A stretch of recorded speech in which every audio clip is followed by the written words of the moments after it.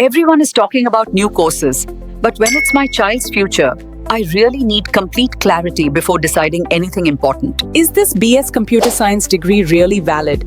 Can it match a BTech degree in terms of recognition and long-term career value? Fair question. Almost every parent thinks about this, especially when it comes to choosing the right education path for their child. This program follows UGC guidelines and is affiliated with Osmania University.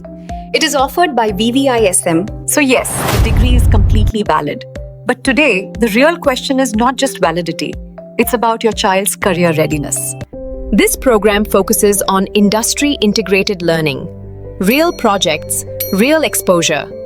Students don't just earn a degree, they gain experience before graduation.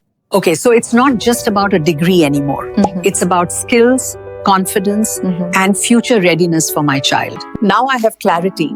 You should also think carefully about this before choosing what's best for your child's future.